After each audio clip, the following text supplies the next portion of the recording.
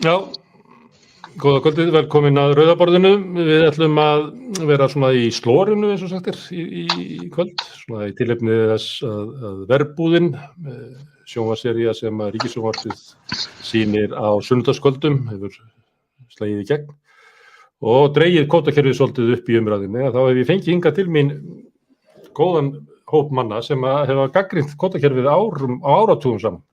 Hérna hingað eru komin Artúr Bógason sem formaður Landssambands smábátaeigenda, Arnar Atlason, hann formaður samtaka fiskframleiðenda og útflytjenda sem eru fiskvinnslu sem ekki eiga kvóta, Jón Kristjánsson fiskifræðingur, Guðmundur Helgi Þórarinsson, formaður VFM sem félag velstjóra og málmtæknimanna og Ólafur Jónsson skipstjóri, ég segi ekkert fyrirverandi skipstjóri, ekki bara eins og með skátana, eins og skipstjóri, alltaf skipstjóri, oft kallaður Óli Ufsi.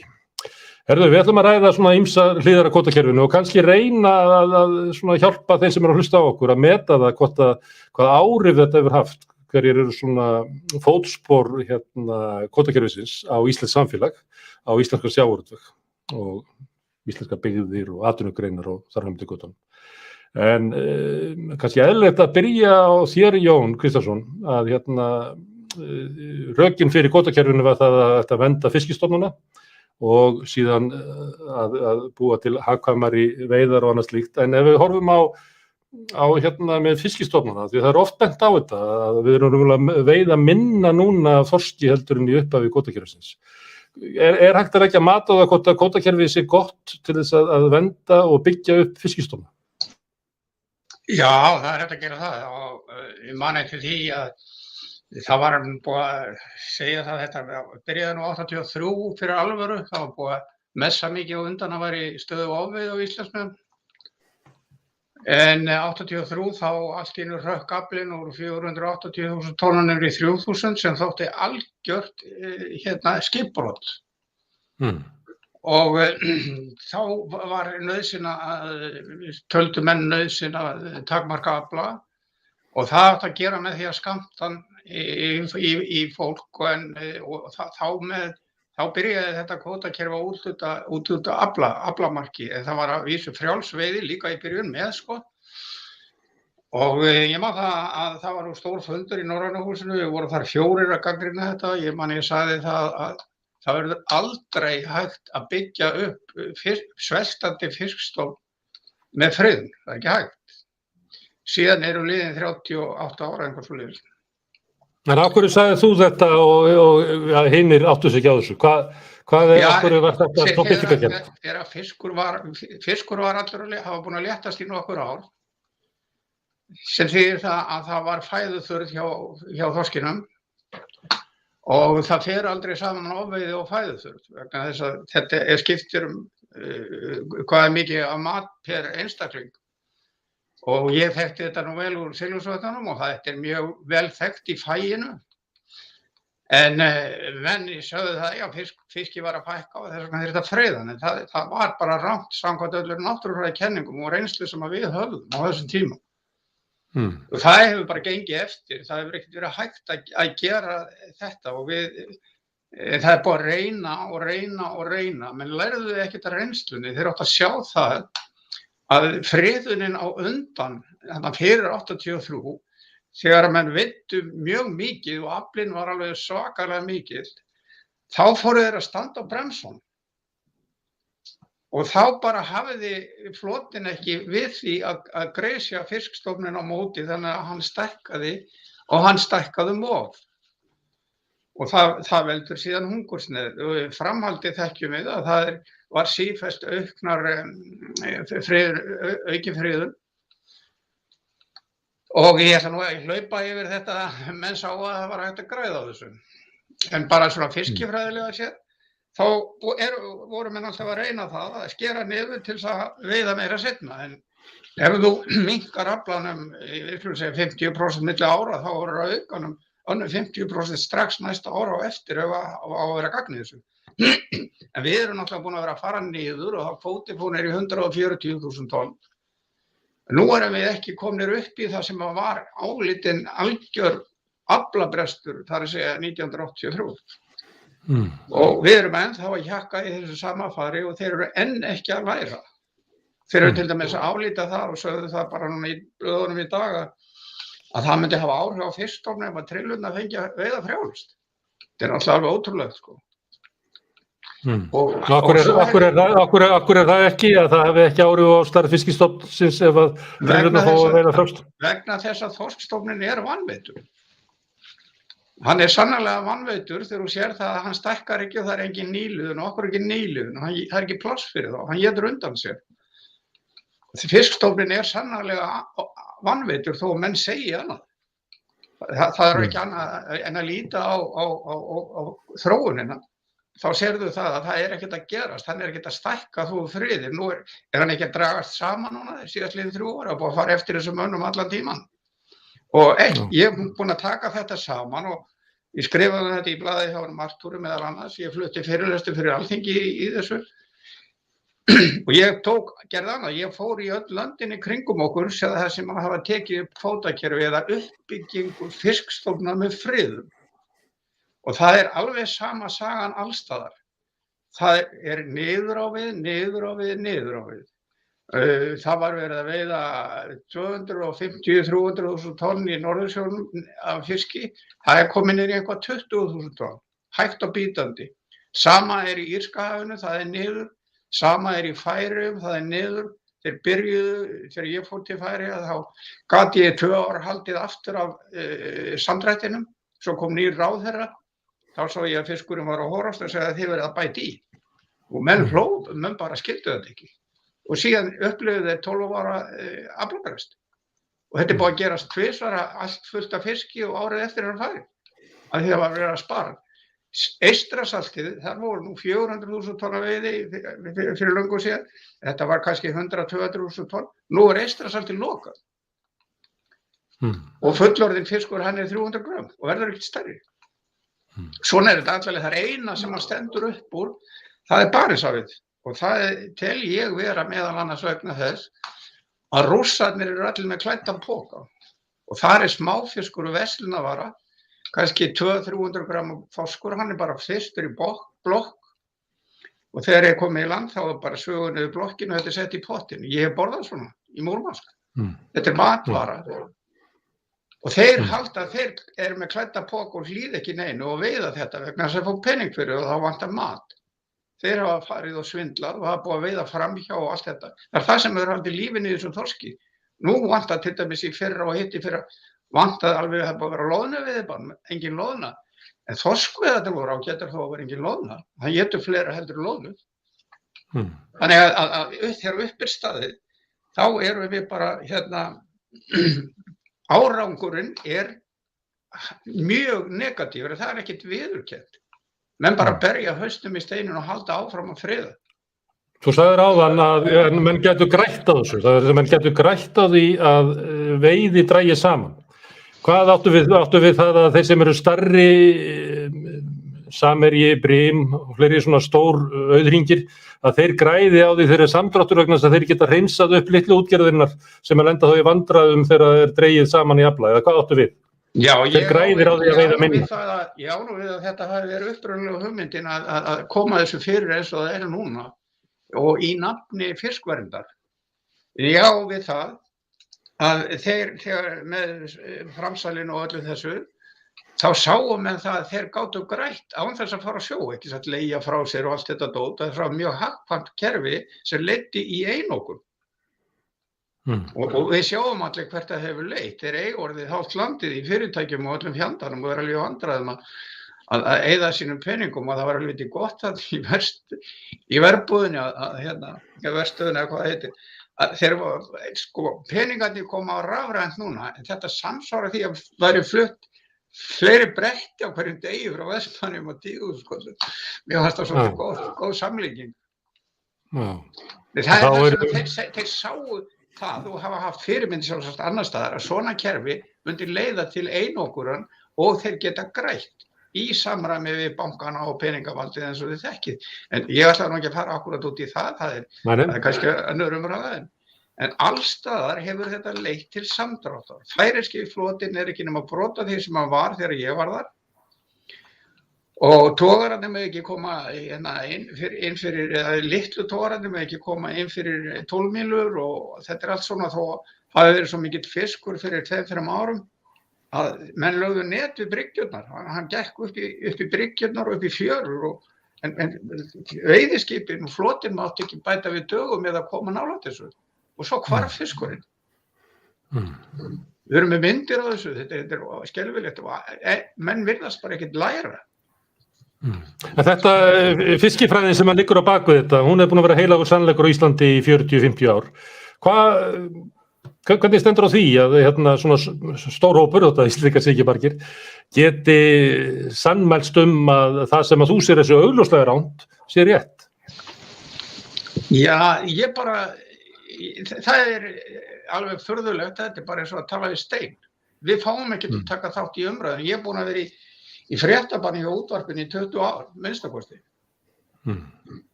Og þeir vilja ekki tala við neitt aðra. Þeir byrjuðu á því að leggja niður slórdeildina í útvarpinu sem hét Auðlindin. Jóhann Hauksson var sendur norður í land og svo var þetta sagt að þetta var dýrt og það var bara lagt niður. En þeir töluðu nefnilega við fólkið í landinu. Þeir töluðu við þessi Hermann Sveinbjörnsson og fleiri, þeir töluðu við þá sem voru í atvinnugreininni. Nú eru bara þeir sem komast að, það er Hafró og aðrir. Sjáu þið bara loðnudæmi núna. Áður fyrr þá tókuðu fyrstu mælinguna og seinni mælinguna þó það væri mistórar og lögðu saman og deildu með tveimur. Núna mæla þeir ofboðslega mikið í byrjun, 1800 tonn eða hvað það var. Já, eitthvað svoleiðis, 1,8 milljón tonna. Svo fara þeir aftur og mæla 400.000 og svo mæla þeir 900.000 og þá sleppa þeir þessum 400.000 að því að hentar ekki. Og þeir eru náttúrulega að reyna að verja upphafsmælinguna sína. Þess vegna taka þeir ekki með þetta lélega eins og þeir hafi gert undanfarið 2 ár. Og við gagnrýndum þeir á sínum tíma, sko. Og það segir engin neitt. Og það var skroppið saman og horfið aðri fiskistofnar, humarinn, rækjan. Við getum talið endalaust að það er flestir stofnarnir sem áttu að vera að gæta, þeir hafa eiginlega veikst á tímum kvótakerfisins. Já, það máltækið er satt. Það er betra 1 fugl í hendi en 2 í skógi. Og það er ekki hægt að ofveiða Íslandsmið. Það var reynt með útlendingum öllum heimsins þjóðum sem áttu veiða vild og það gerðist ekki neitt nema að það kom mikill fiskur á land. Arnar Atlason, eitt af því sem var rökin fyrir kvótakerfinu var að það myndi veiðar og vinnsla yrði betri og það yrði dýrari afurðir, við myndum ná meiri árangri á markaði og svona hagurinn af umbreytingu sjávarútvegs myndi seytla inn í íslenskt samfélag. Hvernig gekk þetta eftir? Ég var nú kannski að fá að byrja á því að áður en við komum að því að hrósa þáttagerða fólkinu fyrir þessa þætti. Þeir eru algjörlega frábært innlegg í umræðan sjávarútveg og kannski svolítið kostulegt að við skulum vera að fá leikara og fagfólki þeirri stétt til að rýna kerfið okkar að mínu viti miklu betur heldur en við höfum sjálfur náð að gera. Við höfum ekki séð svona þessa innsýn í kerfið. Já, ég búinn að starfa í greininni í rúm 30 ár og kom prófaði fyrst að vinna í fiski í gömlu bæjarútgerðinni í Hafnarfirði sem var einmitt til umræðu í síðasta þætti. Við höfum ekki séð viðlíka innsýn í kerfið okkar frá stjórnmálamönnunum okkar. Sjómennirnir og útgerðarmennirnir eru læstir í ákveðnu samningaþrefi eða munstri stanslaust og þannig að innsýnin kemur ekki þaðan. Algjörlega frábært að fá þetta. En eins og ég segi, þá ég búinn að starfa í þessu umhverfi fiskvinnslu síðan í kringum 1990, búinn að prófa allar hliðar á þessu og annað slíkt. Og þetta sem þú nefnir með að kvótakerfi hafi átt að búa til meira virði og annað slíkt og vinnslurnar ætti að færast á hærra plan og þjóðarhagurinn stóraukast, það hefur alls ekki raungerst.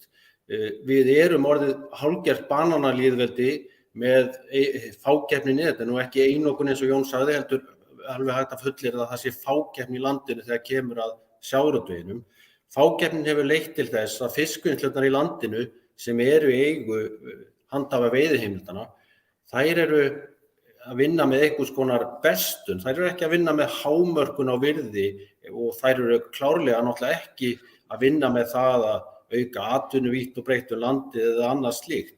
Þeir halda á auðlindinni, þeir halda á leyfinu til veiða og þeirra eina markmið að sem mest komi í þeirra vasa og þegar kerfið jafn gallað eins og það og þegar ég segi gallað þá það gallað að því leyti að þjóðarhagurinn og hagur handhafana fer alls ekki saman að þá verður það ekki til aukis virði. Besta birtingarmynd þessa sem ég að nefna svo staðreynd að við erum orðnir hálfgert bananalýðveldi. Við flytjum út, við erum ekki betri fiskvinnslumenn heldur en það að aflinn neldur inn í þessar stóru blokkir og þeir stjórna og hafa leyfi til að stjórna sínum viðskiptum og það hefur orðið þess að þróunin hefur farið á það leið að við erum stanslaust að flytja meira og meira af virðisaukanum úr landi. Berum við að launakostnaður og annað slíkt sé heima svo hár. En við erum að flytja út þúsundir starfa. Það var viðtal við einhvern snilling út í Grimsby einhvern tímann og hann var spurður út í íslenska fiskinn og hann sagði íslenski fiskurinn skapar þúsundir starfa í Bretlandi og milljarða í verðmætasköpun. Og ég leit í kringum og hugsaði þegar ég heyrði þetta, heyrði enginn annar þetta en ég. Þarna liggur hnífurinn í kúnni. Þannig að þú ert að tala að vera að flytja út ferskan fisk, ekki vegna þess að ferskur fiskur sé verðmætari heldur en unnin fiskur vegna þess að hann komi nýr og fari á dýrustu veitingastaðina og eitthvað svoleiðis sem að stundum svona haldið fram, heldur sé verið að flytja út hráefni bara í massavís til vinnslu erlendis sem að gæti allt eins verið niður á Höfn eða á Vestfjörðum eða Húsavík eða Þorlákshöfn eða hvað svo sem að þessar vinnslur hafa verið að hverfa, Akranesi til dæmis. Einu ástæðan sem ég tel vera fyrir því að þetta sé gert ekki vegna þess að það sé meira verðmæti, það getur verið meiri afgangur. Útgerðarmaðurinn eða handhafi veiðiheimildana, hann alltaf að hugsa afganginn sinn, hann ekki að hugsa hámörkum virðis. Það liggur bara í hlutarins eðli. Þess vegna þarf að breyta kerfinu og það hefur verið mín stærsta gagnrýni á kerfið að það vantar alla stjórnunarlega þætti sem eiga að ýta þessum aðilum til þess að auka virði fyrir okkur Íslendinga. En í dag eru hvatarnir í allt aðrar áttir. Ég eftirlæti Jóni að ræða fiskveiðistjórnunarkerfið og svo Guðmund á eftir og Artúri og Óla það sem snýr að öðrum þáttum. En þegar ég horfi á þetta, þegar ég horfi á þróun í okkar fyrirtækjum, það sem hefur orðið gríðarlega mikil hækkun á virði þess afla sem við vinnum og nota bene við erum að kaupa afla á fiskmarkaðinum af þessum útgerðarmönnum og við erum að borga á bilinu 30-50% hærra verð heldur en þeir að gera í innri viðskiptum og við erum svo með 40% virðisauka á því sem við gerum, við skulum segja 20-50% allavega virðisauka ofan á og það alltaf horft ofan á þetta og þetta finnst mér stemma fullkomlega við ímyndina á bananalýðveldi, það sem að einblínt á virði bananans á trénu. En ef þú ert að segja að stórútgerðirnar sem í fákeppni, að það horfi á bestun til sín en ekki hámarksverð sem að hins vegar staða sem að þið eru kannski sem að þurfið að kaupa fiskinn á markaði á hærra verði heldur en fiskvinnslan sem að útgerðarmennirnir eiga, að þið verða að ná hámarksverð á markaði erlendis. Gætirðu fullyrt það að fiskvinnslur sem að kaupa fiskinn á markaði nái hærra verði á markaði erlendis og þar lendi meiri peningum í íslenskt samfélag heldur en fiskvinnslan sem í eigu stórútgerðarna? Ég ítreka fullyrt þetta og ég geri það hér eina ferðina enn. Þannig að kerfið raunverulega ýtir undir þá sem að ná lægra verðið út. Færi fiskinn þangað. Ég ætla ekki að segja það, en það ýtir ekki undir að hagur handhafans sé sami og hagur þjóðarinnar. Það sem sagt hæsta virði auðlindarinnar og mesta verðmætasköpun og atvinnusköpun í landinu. Kerfið gerir það alls ekki, heldur leyfir í skjóli viðskiptafrelsis. Það til dæmis má nefna að ítreka, Guðmundur hefur nefnt það til dæmis að besta leiðin til að skilja þarna væri að skilja að veiðar og vinnslu. Þá kæmi fram virði aflans. En í dag alltaf verið að blanda saman virði aflans og virði afurðana. Og þar verður til fyrsta skrefið í svona transfer pricing eða virðiskeðju sem alltaf verið að tala sem jákvæðan hlut en skilgreint í hagfræðinni sem neikvæður hlutur vegna undirverðlagningar. Og undirverðlagningin á Íslandi fyrirliggjandi, hún ekkert leyndamál, það bara heil stofnun sem heldur utan það. Það hægt að sýna fram á að undirverðlagningin, hún meira þess að umsamin, hún ekki tilviljun eða neitt slíkt. Hún bara hluta kerfinu. Artúr Bóasson, má ég spyrja þig annað markmið sem var með kvótakerfinu, sem var treysta byggð hringinn í kringum landið. Þetta kannski tekist ekki beint smábátaútgerðin en samt, það svona líklegri að finna smábátaútgerðina þar sem að byggðin stendur veikt heldur en ekki. Ef þú horfir tilbaka, hefur kvótakerfinu tekist þetta að treysta byggð hringinn í kringum landið? Nei, það náttúrulega alveg ljóst að kvótakerfinu, þetta eru skrautorð á blaði, þetta treysta byggð atvinnu í landinu, því að upphaflega markmið kerfisins, eitt af þeim, tekka fram, það var að þurrka út smábátaútgerð. Og ef þú leitar bara nógu vel, þá finnur þú til dæmis bara í yfirlýsingum frá samtökum stórútgerðarinnar og jafnvel fleiri að þetta sé mesti óþarfi að vera að reka þessa litlu báta. Það sé best að nota þær á áramótabrennur. Það var nú bara sagt í pontu á LIU fundi einum. Og ég man vel eftir fundi með þáverandi sjávarútvegsráðherra þar sem hann bara hent okkur á dyr vegna þess að við vildum eitthvað upp á dekk. Þetta var nú framkoma við þessa kalla og til að Guðs lukku þá höfðu þeir vitt á því að leggja til hliðar allt talstöðaþræsið og vesinnið og fóru bara í það að vinna saman að því að brjóta á bakhattur þetta sem að lá alveg ljóst fyrir, þeir eru bara þurrkaðir út. En sko, ég náttúrulega velti þessu mikið fyrir mér öll þessi ár því að það nú að verða ansi langt síðan að maður fór að hugsa þetta og skipta sér að þessu. Landssamband smábátaeigenda stofnað 1985, kvótakerfið sett í gang í febrúar 1984 og ég hef verið frá því áður en það var sett í gang á móti þessu kerfi. Ekki bara vegna þess að ég þóttist sjá það strax að smábátarnir myndu verða undir í einhverju samkeppni við stórfyrirtækin, heldur líka líffræðilegi þátturinn og eins og Jón var að tala um. Það að mínu viti ætti að vera fyrsta umræðuefnið og síðan þetta bara að rífast það hver má veiða. En menn hafa á Íslandi alveg snúið þessu við og vísindin eru orðin svo heilög að þó að séu skrifaði tugir greina með mjög bara rökföstum málflutningi og gagnrýni á það sem að Hafró er að gera, því ekki ansað. Bara pínlítið dæmi að það maður sem heitir Sveinbjörn Jónsson sem er nú svona einn af skarpari mönnum sem ég hef kynnst. Hann búinn að skrifa fjölda greina í blöð og mjög skarpar og skemmtilega greinar. Hafró hefur aldrei séð ástæðu til þess að svara einu einasta orði.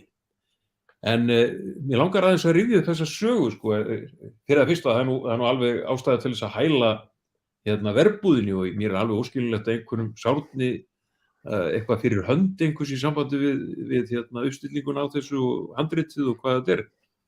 Ég sjálfur fór í verbúðir og ég var mikið til sjós og ég get alveg fullyrt það að það hægt að finna dæmi þess miklu grófari hluti heldur en að hefur verið sýnt þarna og ég bara horft á það með eigin augum. En það er ákveðin vendipunktur í allir þessari pælingu það hvernig ég að stjórna fiskveiðum og það er skýrslan sem að var gefin út árið 1972 sem að fékk nafnið Svartaskýrslan og kom út frá sem Hafró gaf út. Það er svolítið merkilegt að ég skora á ykkur að prófa að googla þessa skýrslu, reyna að finna hann á netinu. Og ef þið gefist upp, ég veit náttúrulega ekkert hvað eru flinkir að googla, en ef þið gefist upp, þá skulle þið hafa samband með mig, mér tókst það fyrir rest að finna hana. Og það á mjög ólíklegum stað. Það er alveg með ólíklegum, það er eins og sé búið að vera að reyna að fela hana einhvern veginn. En í þessari skýrslu, þá segir til dæmis, orður rétt, og ég ætla bara að lesa hérna, meðalafli, þetta gefið út 1972, meðalafli botnlægra tegunda á Íslandsmiðum hefur á undanförnum árum numið 700.000 tonn. Talið er að með hagkvæmri nýtingu mætti auka aflann í 850.000 tonn. Og síðan segir, talið er að hámarks afrakstur þorskstofnsins sé nær 500.000 tonnum á ári. Og maður hefði nú haldið sko að það er eitthvað fólk að fjasa yfir því að sko bóluefna mál nútíma sé eitthvað tilraunaverkefni og þetta sé alveg hræðilegt og allt saman. En sko Hafró er búið að vera með tilraunaverkefni síðan 1984. Og hvernig gengur það? Það er tiltölulega einfalt að bara skoða árangurinn. Því að það er líka erfitt að finna fyrstu reglugerðina, en það er auðveldara samt, heldur en að finna svörtu skýrsluna, að 1984 þá kemur út fyrsta reglugerðin. Það var mjög sérkennilegt umhverfi sem að þetta var allt saman í að Alþingi framvísaði bara öllu valdi sínu í hendur sjávarútvegsráðherra og hann gaf bara út reglugerð fyrir allar fiskveiðar á Íslandi. Nema að 1984 í þessari fyrstu reglugerð, fyrir það ár, þá voru heimilaðar 220.000 tonn af þorski. Við vorum að ganga inn í nýtt fiskveiðiár fyrir stutt síðan og hvað var gefið út þá? Jú, það var gefið út 220.417 tonn. Semst það er 417 tonnum meira gefið út núna heldur en var árið 1984. Ég reiknaði út að ganni mínu ef á að byggja þorskstofninn upp í 500.000 tonn þessu áframhaldi, þá erum við löngu dauðir og trúlega nokkra kynslóðir í viðbót. En þetta er ekki eitt. Við horfum allt of mikið á þorskinn eingöngu. Í þessari fyrstu reglugerð voru gefnar út heimildir í 7 tegundum. Semst að auk við þorskinn það var ýsa, ufsi, steinbítur, karfi, grálúða og skarkoli. Og hvernig var þetta nú í hinum tegundunum? Ýsan, þá var gefið út 60.000 tonn árið 1984, en síðasta útgáfa var 41.000 tonn. Ufsinn, og takkið nú eftir, sko, þarna ganga hlutinni mjög vel. Það var gefið út 70.000 tonn 1984 en núna 77.000 tonn. Þannig að það er búið að byggja þann stofn 10% upp sem sagt á þessum 37-8 árum. Frábær árangur. Steinbítur, það voru leið 15.000 tonn árið 1984 en núna eru leið rétt rúmlega 8.900 tonn. Karfinn, hann var samtals, þá var ekki verið að gefa út í litla karfa, gullkarfa eða djúpkarfa. Það var samtals gefið út 110.000 tonna karfakvóti. 110.000 tonn. Með öllum karfaúthlutunum núna, fyrir utan úthafskarfa sem utan þetta, þá voru gefin út 36.700 tonn. Þetta er árangurinn. Grálúðan, þá var það 30.000 tonn, núna er það rétt rúm 15.000 tonn. Og þetta er svo nákvæm úthlutun núna að grálúðan núna, það er 15.031 tonn úthlutað. Og skarkólinn, og takkið nú eftir, það voru leið 17.000 tonna skarkóla 1984 en núna voru gefnar út veiðiheimildir upp á 7.800 tonn. Og ef þú leggur þessa tölur saman, þessa tölur sem voru yfir það tegundir sem menn töldu alveg brýnt að setja hömlur á, það voru samt verið að gefa út heimildir fyrir 522.000 tonna. En núna 407.500 tonn. Þetta er 120.000 tonn niður, tæp. Þetta er árangurinn. Og það er alveg að mörkum að maður trúi því að maður þurfa að hlusta á það frá stjórnmálamönnum enn þann dag í dag sem hafa þetta véla að við eigum að veiða minna núna til þess að geta veitt meira seinna. Núverandi sjávarútvegsráðherra sagði þetta bara fyrir örfáum dögum. Hvað mikið seinna þurfum við að bíða? Þetta er alveg gjörsamlega óþolandi eins og þetta er sett upp. Já, það er kvótakerfinu hefur ekki tekist að byggja upp fiskistofnana, það er ljóst. Það er langt frá því. En byggðirnar í kringu landið, þú fært örstutt, hvernig hefur kvótakerfinu tekist að tryggja byggð í kringu landið? Illa, bara mjög illa. Fjölmörg lítil sjávarpláss sem að allar veiðiheimildir meira og minna eru horfnar frá, eru farnar að stóri bitinni við sumarið eru strandveiðar og við sjáum nú hvernig á að handla þær og bara að draga úr þeim sem mest má vera, sem í skemmtilega góðu samræmi við markmið ríkisstjórnarinnar í loftslagsmálum, því að þetta eru bátarnir sem eyða minnstir orku til veiðanna. Það er meira sagt að tala um að handfærabátar séu hybrid, því að þeir fara á miðin notandi jarðefnaeldsneyti, þeir drepa á, nota rafmagn til veiðanna, setja í gang og keyra í land og nota þá olíu. Þannig að þetta eru bara hybrid bátar nútímans. Það hefði haldið að það ætti nú að hvetja til þessara veiða í staðinn fyrir að draga úr þeim í ljósi þess að heimurinn er að farast út af einhverjum loftslagsvandamálum. Herðu, þá var það að spyrja Ólaf sem að hafa eins og bara, taktu bara eins og Flateyri, taktu Grímsey, það er að nefna fjölmarga litla staði sem er ekki svipur hjá sjón. Ég vil líka sagt bara stærri staðir eins og Ísafjörður, Akranes, Húsavík, Þorlákshöfn. Það er þetta að telja upp marga staði sem eru stærri staði sem að sjávarútvegurinn er bara meira og minna farinn, eða er ekki svo stóð sem áður var. En Ólafur Jónsson, kvótakerfið, það styrkir verða sterkari útgerðir og þar af leiðandi líklega betri vinnustaði fyrir sjómenn. Þannig að hafa sjómenn grætt á kvótakerfinu. Já, ég þakka fyrir að vera komin hérna. Ég vil taka undir þakklæti til leikhópsins sem færði okkur verbúðina. Alveg frábæri þættir og gaman hvað þeir ná til þeirra sem við höfum aldrei náð til, sem erum að reyna að segja sannleikann þetta. Og þau verðlaun og það allt sem þeir eru að fá núna, þetta vekur athygli á þessu, vonandi nógu mikla til þess að fólk hætti að kjósa kvótaflokkana hérna sem viðhalda þessari vitleysu sem er í gangi.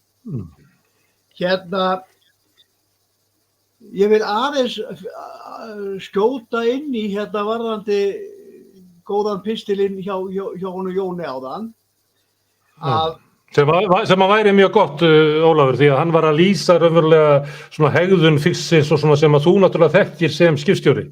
Að þetta voru kvikindi sem þú varst að elta. Þannig að passaði lýsingin hans Jóns á því hvernig lífríkið var og hvernig það brást við. Já. Ég get bara sagt frá því, ég bara var þáttakandi í því suður á Selvogsbanka, vorið 87 þegar hér var búið að vera þessi risastopp sem kom á eftir Svörtuskýrslunni og Jón þekkti veiðin 84, 85 og 86. Það eru til blaðaviðtöl við mig til dæmis þar sem ég er að lýsa þessum veiðum sem voru svo frábær árangur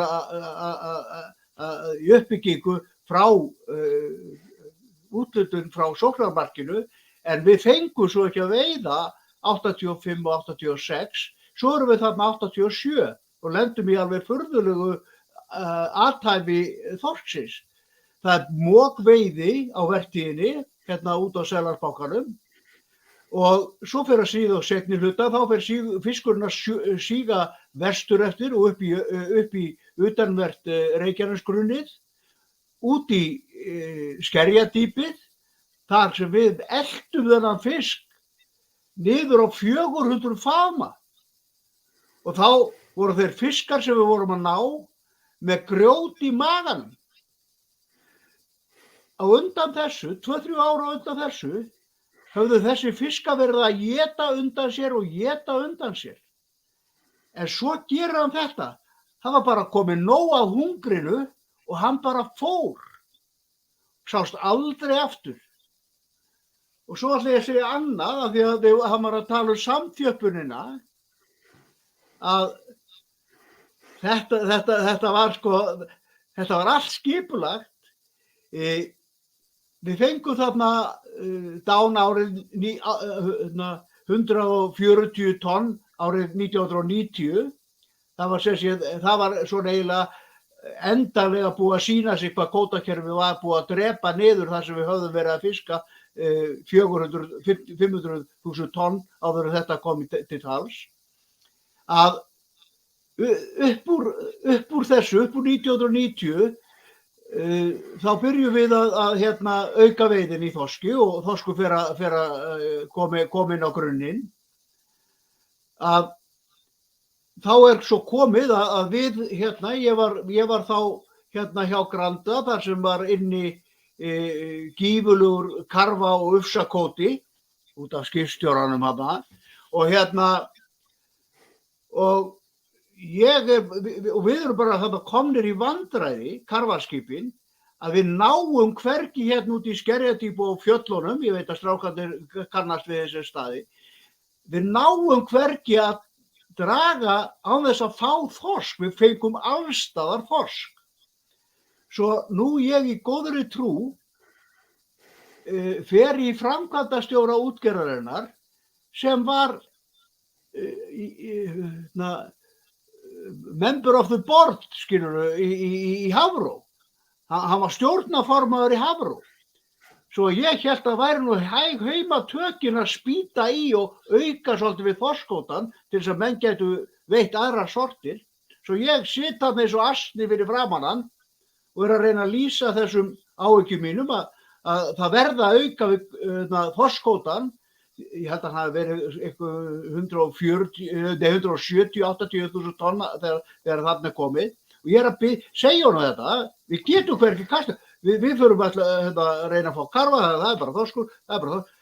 Svo ég segi þetta við hann og þá horfir hann á mig og segir beint upp í opingeði á mér, heyrðu Óli, við megum ekki auka við þorskinn, þeir eru ennþá að deyja. Og þarna áttan við það að þeir voru að svelta niður minni útgerðirnar til þess að geta keypt þær upp. Svo að þetta sé nefnt, þá sjáu þið hvað það er. Ég skal svissi yfir í sjómennina núna.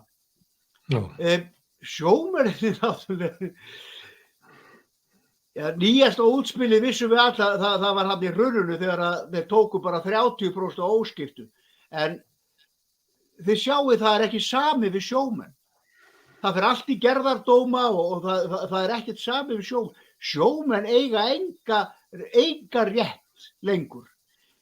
Fyrir kvótakerfi, ég ætla ekki að mæla því mót, en fyrir kvótakerfi, það í sóknarmarkinu þá voru 2-3 mánaða verkföll sjómanna, þar sem við vorum að berjast fyrir launum okkar. Og það var hlustað á okkur, skilurðu. Og við fengum kannski, við fengum náttúrulega ekki vasarhnífana, en við fengum svona leiðréttingar. Núna, það þýðir ekkert fyrir okkur að fara í verkföll eða gera nokkuð skapaðan hlut. Þeir segjast bara alltaf að ráða ykkur aðra. Og ógeðsleg bréf sem hafa verið send borð, þar sem mönnum núna, bannað þar sem mér var bannað þegar ég var í hampiðinni, öll fyrirtæki sem tengjast útgerðin í dag banna sínu fólki að hafa skoðanir á opinberu vettvangi, taka þátt í opinberri stjórnsýslu, taka þátt í pólitík, koma nálægt umræðunni eitt eða neitt sem varðar skipin eða fiskveiðistjórnina. Þetta er líf sjómannanna í dag. Þeir bara þegja ef þeir ætla að halda plássinu. Guðmundur Helgi, þá best að spyrja þig, er það þannig að kvótakerfið hafi búið til svona gríðarlega öfluga auðhringi sem að raunverulega geta kúga starfsfólkið og sjómennina til þess að þegja, stjórna raunverulega stjórnvöldum, þannig að fiskveiðistjórnunarkerfin og aflaúthlutanir miðast við hagsmuni þeirra. Er það þannig að það sem þú ert að glíma við í samningum við SFS og það sem er stýrt af allra stærstu útgerðunum, að þetta sé orðið svona bara ógnarvald, fólk sem á landið og miðin? Ja, það er allavega þannig að það er lítil hlusta á okkur og það hefur nú ekki gengið vel að semja við þá, gekk síðast að þá náðum við samning eftir nokkra vikna verkfall og vorum þá búin að vera samningslausi í 7 ár. Og núna eru komin 2 ár. Þannig að þeir eru mjög stífir á sínu. Við viljum reyndar ekki núna, þar sem að við sitjum allir við sama borð, öll stéttarfélögin, og við höfum algjörlega neitað því að þessi samningar snúist að færa eitthvað úr hægri vassanum í vinstri, hvar við getum gefið eftir á móti. Því að ég held að sjáið allir orðið hvers konar auðhringir þetta eru orðnir, að þeir hljóta að hafa vald í vægi fjármagns í þjóðfélaginu. Ef við tökum bara það sem hefur verið í blöðunum á síðustu vikum að útgerðarfélagið Brim skilaði 2,9 milljörðum króna hagnaði á 3. ársfjórðungi þess árs og svo útgerðarfélagið Síldarvinnslunnar að þar eru þeir að skila stórum hagnaði líka 2,7 milljörðum, það er reyndar hagnaður á 1. ársfjórðungi þess árs. Og það er ekki bara þetta, heldur eru hlutabréfin þeirra, þetta eru fyrirtæki á frjálsum markaði. Þau eru að hækka gríðarlega líka. Þau eru að vera að hækka 20%. Þannig að þar taka þeir einhvern hagnað líka. Svo mér sagt að íslensk útgerð sé í dag að borga niður skuldi sína hraðar heldur en að dæmi hafa þekkst áður fyrr. Samt eru mörg þeirra búin að fjárfesta gríðarlega bæði í skipum og vinnslum. Og það kemur fram í greinargerð frá ASÍ að auðlindarenta í sjávarútvegi er búin að vera 50 milljarðar á ári síðan 2008.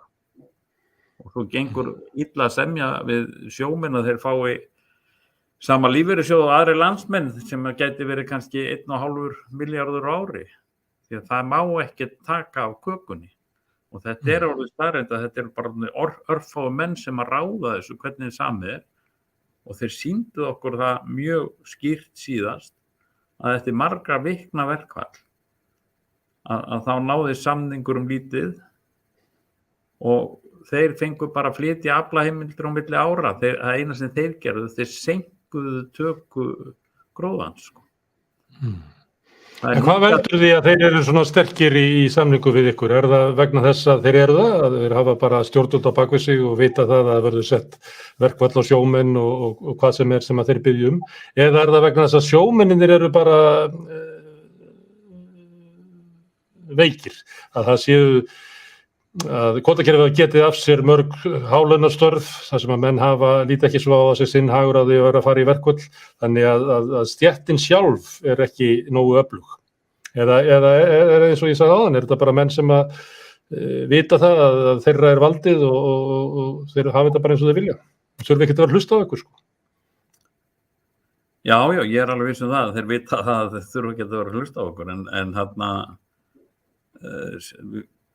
skipum hefur fækkað mjög mikið og það er kannski ekki hlaupið borð í skip í dag eins og var áður fyrir, þannig að ég skil vel menn í góðum störfum að þeir vilja ekki vera setja störf sín í hættu með því að rífa mikið kjaft. Það er alveg staðreynd líka að menn sem hafa rifið mikið kjaft, þeir hafa lent í því að það vill ekki ráða þá í vinnu, þannig að þú ert bara komið þannig stöðu að ef þú skrifar ef þú samþykir þetta, haltu kjafti lítið og ertu góður, að þá heldur plássuna, annars ertu í vandræðum.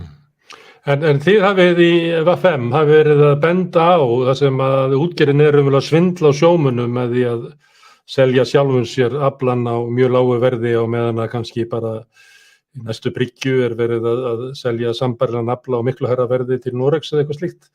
Nú virkar þetta þegar maður sér þessar auglýsingar frá ykkur og í hvað þið eru að vísa og annað slíkt að þetta sé bara augljós brot á sjómönnum, við erum augljóslega verið að bara stinga fé undan frá hlut og þar af leiðandi frá hafnagjöldum og þar af leiðandi líklega frá skattinum og eitthvað fleira. Svipað og hefur var bent á í Kveiksþættinum Samherja í Namibíu og síðan framhaldi þess hvernig Samherja hefur hegðað sér annars staðar. Af hverju hefur það engin áhrif að þegar að verkalýðsfélagi á borð við VFM er að benda á þetta? Af hverju bregst ekki Fiskistofa við, Alþingi, ríkisstjórn, sjávarútvegsráðuneytið? En þetta nú spurning sem ég hef verið að spyrja svolítið því að það kom fram hann í skýrslu 2016 minnum að öllum líkindum, eða það mætti leiða líkur á því að það væri ekki allum peningur að skila sér heim og þar var talað 8,3% en 2018 hefði það þýtt 19 milljarðar. Svo líka höfum við spurt hvernig stendur á því að útgerð á fiskvinnslufyrirtæki getur tekið við skipum bæði frá Íslandi og Noregi og borgað mjög mismunandi verð fyrir þetta.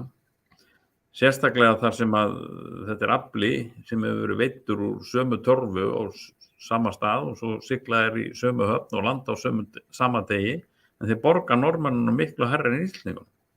En þetta þykir bara eðlileg samkeppni og menn séu að fylla upp í dauðatímann.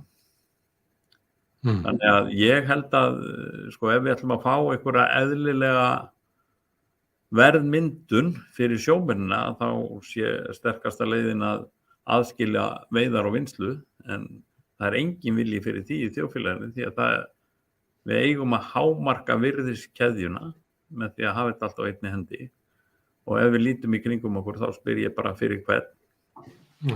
Eins og Arnar benti á þannig að þá er það ekki endilega rétti mælirinn sem þú átt að elda því það skilar bara mesta hag til þeirra sem að eiga kvótann. Það skilar ekki mestum hag til þjóðarinnar eða samfélagsins. Herðu, en hérna... Á ég nokkuð bæta aðeins við? Já, gjörðu svo. Ég eins og þú tókst fram í upphafi þá ertu komið með eitthvað hverfólanda gengi sem hefur gagnrýnt þetta kerfi í jafnvel áratugi og ég gagnrýnt þetta alveg frá fyrsta degi og ég hef ekkert verið feiminn við að lýsa þeirri skoðunum minni að ég held að aflamarkskerfi með framseljanlegum einstaklingsbundnum veiðiheimildum það sé skilvirkasta kerfi sem hefur verið fundið upp í heiminum til þess að útrýma smábátaútgerð. Það eru tvö mjög sláandi dæmi til þetta hér á Íslandi. 1990 þá voru yfir 1000 smábátar settir inn í kvótakerfið með stóru skipunum og fyrirtækjunum og framsal gert kleift á milli þeirra og þetta voru eitthvað í kringum 1040 bátar árið 1990. Þessi bátar eru innan við 50 í dag og fæstir þeirra með nokkuð sem að heitir alvöru veiðiheimildir. Þetta nú útreiðin frá 1990 sem augnablik í sögu fiskveiðiþjóðar. Síðan var búið til kerfi sem heitir Króka aflamarkskerfi árið 2004 og inn í það fóru 733 smábátar. Þeir eru í kringum 200 í dag. Og einn sjávarútvegsráðherra sem var þarna á leiðinni á þessu árabili, hann fann upp þá eitursnjöllu aðferð til þess að fækka smábátum. Það var að færa skilgreiningamörkin á smábát upp úr 15 tonnum í 30 tonn. Og hvað þýðir þetta? Það var náttúrulega sjálfsögðu farið að byggja báta sem eru 30 tonn og í raun og veru miklu stærri og veiðiheimildirnar sópast upp á þessa báta. Þannig að þeim gengur prýðilega að þurrka þennan útveg út og núna standa strandveiðarnar kannski eftir og kannski að hluta til grásleppuveiðar en tölum bolfiskveiðar að nú standa strandveiðarnar einar og sér eftir sem að einhver vonarneisti fyrir hinn almenna borgara að eiga einhverja innkomu eða einhvern inngang í að nýta þessa sameiginlegu auðlind. Og það er sorglegt að lesa það á vef Alþingis þar sem að SFS gefur umsögn strandveiðar, þeir ekkert að leyna því, þeir vilja bara þurrka þetta út.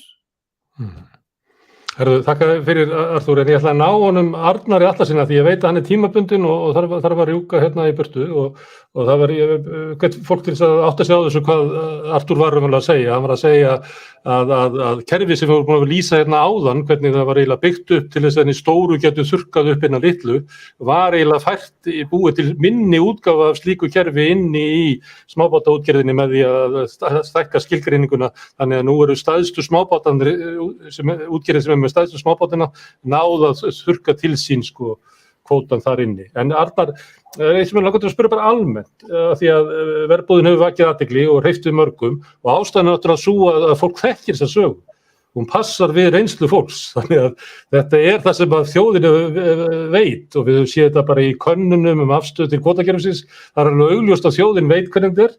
Þetta er kerfi sem að þjónar örfáum, sem að hefur raunverulega snúið Íslandssögunni einhvern veginn á haus, þannig að þetta er þjóð sem að barðist fyrir því yfirráðum yfir landhelginni, hrakti burtu útlendinga til þess að geta setið ein að fiskimiðunum, til að geta byggt hér upp öflugt og kröftugt samfélag, að nú er fiskimiðin komin í hendurnar á bara örfáum auðhringjum, kannski 4-5 auðhringjum sem að raunverulega stýra þessu og hafa drottnunarvald yfir atvinnugreininni og raunverulega yfir öllu landinu sjálfu. Þá er það spurningin. Þessi saga sem er verið að segja er náttúrulega saga okkar af þjóðar og þú veist, hvað er að þessari þjóð að láta þetta viðgangast? Ég held að við Íslendingar séum bara nákvæmlega skilgreiningin á bananalýðveldi eins og ég nefndi hérna áðan.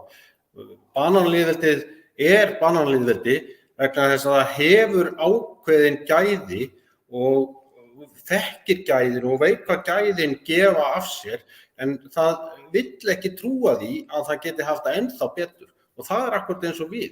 Við getum búið til 1000 starfa, við getum aukið verðmæti sjávarafurða frá Íslandi milljarða en við þurfum að stokka upp, við þurfum að fara á byrjunarreit og mitt innspilinni það væri aðskilnaður veiði og vinnslu því að ég til tækifærin liggja svo gríðarlega sterkt í verðmætasköpun í vinnslu á afurðunum, ekki að fara aftur á bak og það er það sem ég held að sé að. Það er við sem þjóð erum hrætt við breytingar af því við vitum, við erum svo ríka fisk. En byrju Arnar, það getur ekki verið vegna þess að kvótakerfið hefur valdið sko meiri breytingum í íslensku samfélagi heldur en að við höfum getað ímyndað okkur. Það hefur orðið gríðarleg byggðaröskun, það hefur gríðarleg auðsöfnun farra. Fyrir framsalið þá var ekkert fólk sem átti sko 100 milljarða á Íslandi sko. Kannski Thorsararnir á millistríðsárunum sem að voru svona miklu auður heldur almenningur allur en kvótakerfið hefur innleitt að vera miklu meiri breytingar heldur en að maður getur bara ímyndað sér þannig að það er ekkert að þjóðinni að þola ekki breytingar, hún bara vill bara þessar breytingar. Já sko við höfum það gott, en við gætum haft það mikið betur. Það er kannski grundvallaratriði og ef þú ferð samfélagið, þú hittir svona kall eins og þennan hóp sem þú ert að ræða við hér núna, en almennt út í þjóðfélaginu er það ekki þannig. Og það þarf þátt eins og verbúðina til að kveikja á umræðinni og rifja upp hvar við erum staddir í þessu. Ok, ég ætla að halda áfram að spyrja þjóðina, þakka þér fyrir Arnar. Ég ætla að spyrja Jón sem er sérfræðingur í fiskum og fiskar eru þekktir fyrir að vera með stóra og mikla öfluga heila. Segðu mér Jón, nú hefur þú verið að andmæla viðteknum sannindum sem að þú upplifir að það kemur fram bara ár eftir ár að þessi viðtekin sannindi eru þvæla eins og þú hefur verið að benda á. Það leiðir til þess að Ríkisútvarpið hættir að tala við þig og þú er bara ýtt út í horni í íslensku samfélagi. Hvers konar samfélag er þetta sem að beygir sig bara undir hagsmuni hinna ríku og sannfærir sjálfa sig að það sé sannleikurinn, réttlætið og... Já, það er það. Ég ætla að taka upp á það sem hann Óli var að segja á hann með sjómennina sem hann með ekkert segja. Ég var við fiskirannsóknir hjá ríkinu í 17 ár. Ég sagði upp 1986 vegna þess að ég sætti mig ekki við það að þurfa að segja það sem forstjórum vildi ég segði. Það var aðalega lax og eitt og annað þegar voru að selja seiði sem voru gagnslaus og ég veit ekki hvað. Og og fór bara að vinna sjálfstætt á þessu tíma.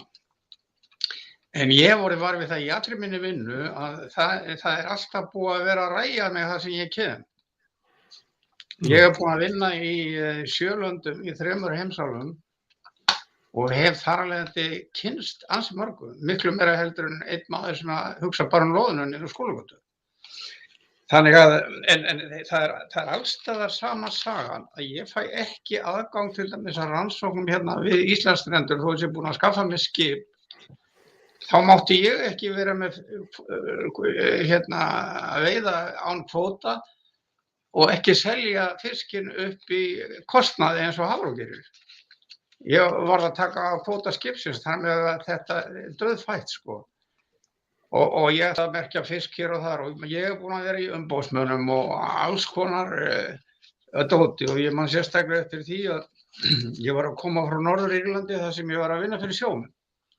Þar var verið að slást við Hafró sem að vildi loka á öllu og það var nú þannig ég var með þeim út í sjó og við veitum ágætlega á þorski og hann sagði við mig, veistu það, ef að þú hefur verið frá Hafró hérna í Belfast þá hefði hann límt yfir staðsetningatækið. Vegna þess að ef við séð að við vorum að veiða þorsk þá höfum lokað þessu svæði. Við töluðum síðan við Hafró þarna í Belfast og það voru hérna 10 menn sem við vorum að tala við. Við vorum 3 sjómenn og ég og þeir ætluðu að fara að spyrja mig hvernig gengi. Hann sagði það skipstjórinn sem var með mér að við erum nú komin hérna til að spyrja ykkur. Og við baunuðum svolítið mikið á það og svona ég fann það út að þeir kunnu, það vissu alveg lítið fisk, það sem voru að vinna við. Ég var svo búinn að kynnast þessu frá sjómönnum, sama saga. Svo þegar ég kem heim hérna, þá hitti ég 2 toppa í Hafró í búð og þá segir annar, heyrðu, við vorum að fá fyrirspurnir um þig frá Belfast. Þá segir ég, og hvað sagðirðu þið?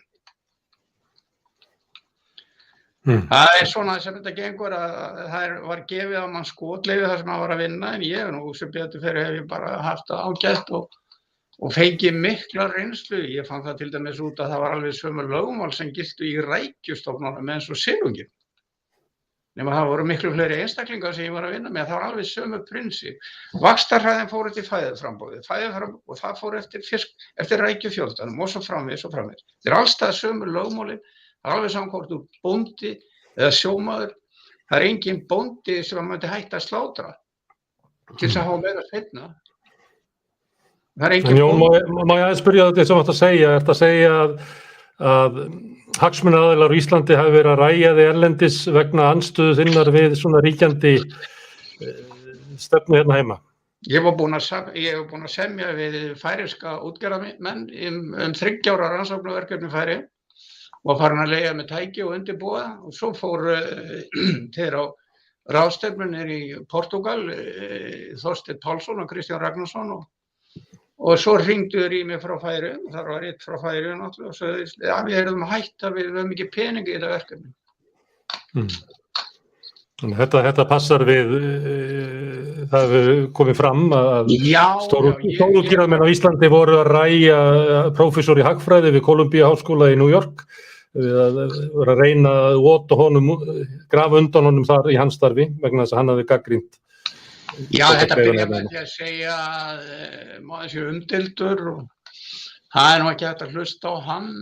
Meira að segja var ég að kenna upp í háskóla og það var einn í samkennari þar sem hafði sagði við nemendur sem ég svo þekkti að ég skilði nú ekki taka of mikið mark á því sem ég var að segja. Þetta er bara svona, það er borin út rógur allt og það er svífst einskis. Ég tapaði verkefni í Grænlandi, ég gerði skýrslu þar það þeir eru að fara að undirbúa svo ekki sér klára fyrir mikla þorskveiði. Ég var búinn að finna það leit það út og svo allt í einu ætla ég að fara með færeyska sjávarútvegsráðherranum. Ég bróðir hans býr í Grænlandi og segja frá þess að skýra þessa skýrslu út. Svo fekk ég bara allt í einu neitun. Þá hefði danskir sérfræðingar hringt til Íslands og spurt hvaða maður er þetta? Og þar með var það búið. Svo kom þessi bullandi veiði sem ég var búinn að sjá fyrir. Guðmundur Helgi, Guðmundur Helgi, kannastu við þetta? Hugsað þú til þess að þú ætti nú kannski að vera stiltari gagnvart stórútgerðinni ef þú þyrftir að ef þú myndir til dæmis tapa komandi formannskjöri í VFM og þyrftir að fara að vinna aftur á sjó? Er þetta raunveruleg ógn að þeir sem að stíga á tærnar á stórútgerðinni fá að finna fyrir því? Ég veit eiginlega ekki hvað að segja það. Já, ég held að þetta sé alveg raunveruleg ógn. Það eru alveg til dæmi þess að stórútgerðin hafi losað sig við ykkur að þeir eru ekki nógu þægir.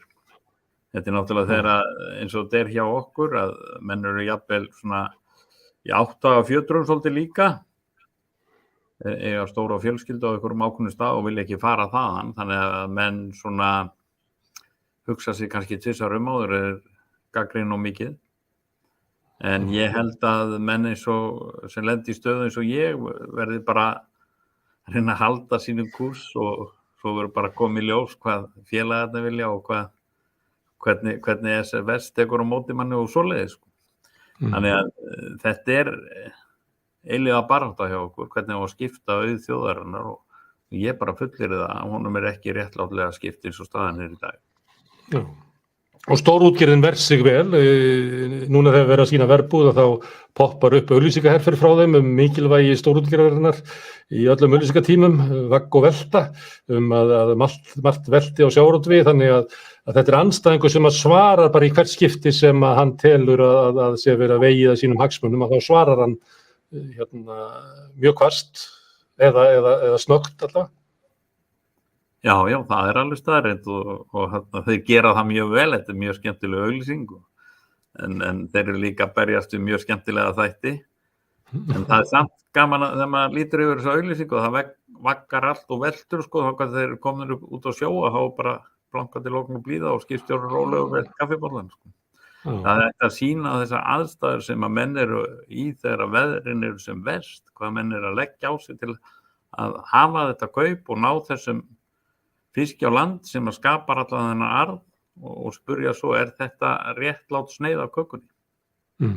Ólafur, má ég spyrja þig hvort að þú hafir svona reynslu af því að verða fyrir hramm stórútgerðarinnar af því að þú sagðir ekki rétt eða brást ekki rétt við? Já, hvað hefur mikinn tíma? Heyrðu,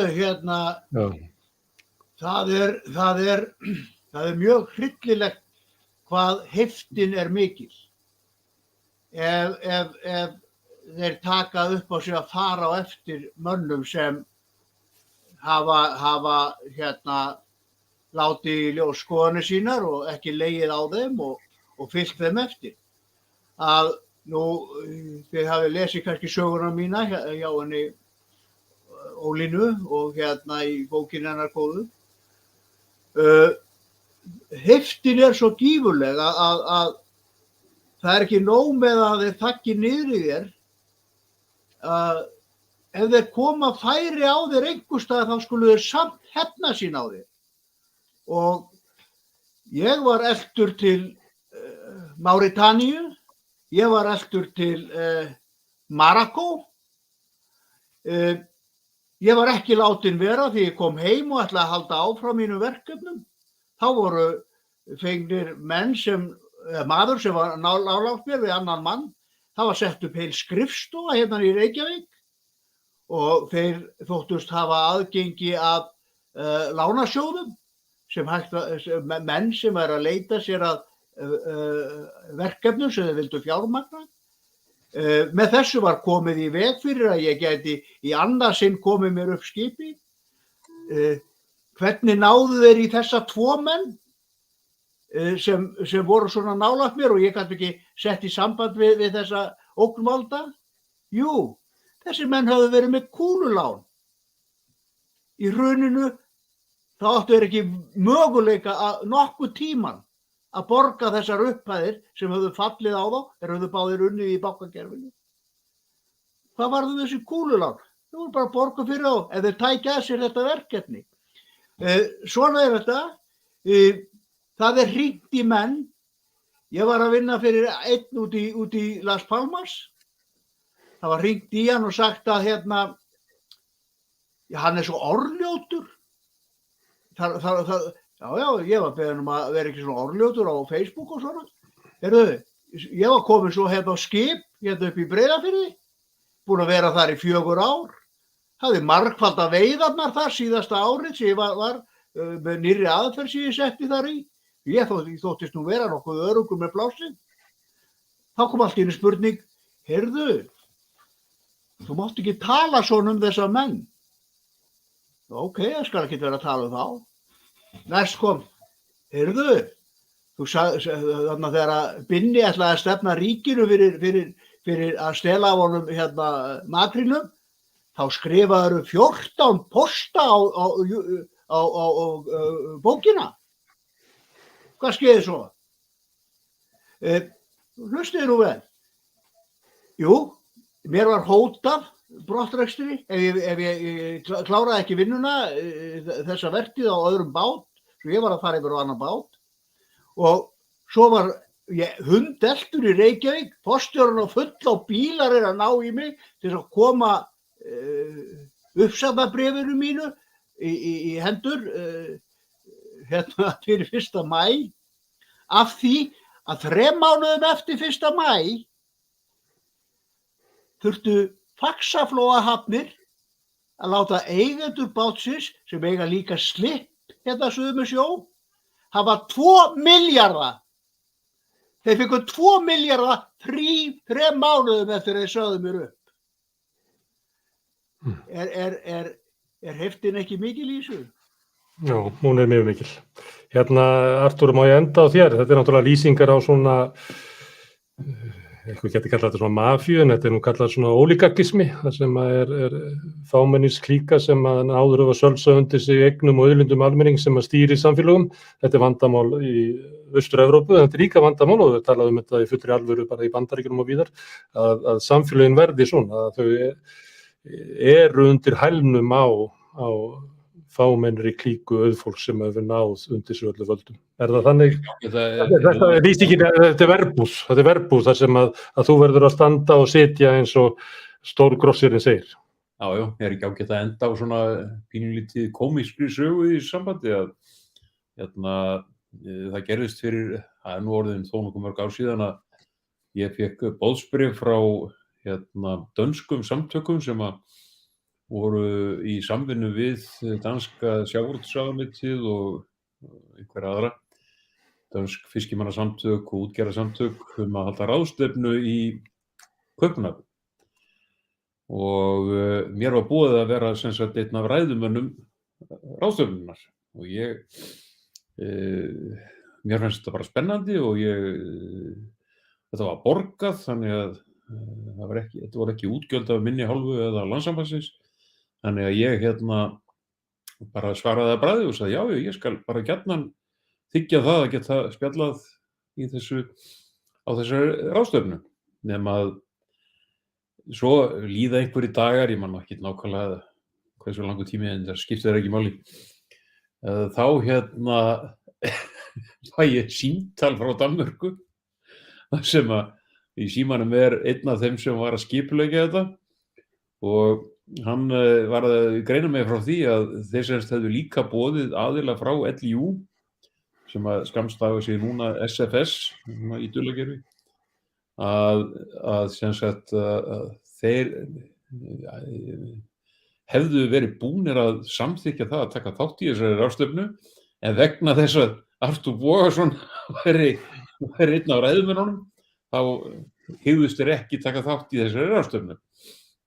Nú, þá allt í einu gerðist nú eitt sem að þeir eru nú kannski ekki sérstaklega vanir hann í SFS, innan gæsalappa LIU, að danski aðilinn, hann eiginlega skilaði svona nokkurn veginn orðurétt þar sem að Jói fyrrverandi forstjóri Hafró lét út sér einhvern í góðu kokteilpartíi eftir eitthvað LIU-gengi eða fund að þeir sögðu í Danmörku fuck you LIU og þeir buðu mér að sjálfsögðu að koma og það kom enginn frá LIU. Ég hef oft sinnis lent á smá veggjum í sambandi við það að það sé verið að reyna að leggja einhverja steina í götu hjá mér en Vandræði þeirra eru þau að þau eiga ekki sandkorn inni hjá mér og mér er alveg hjartanlega sama allar þeirra skoðanir og tiltektir.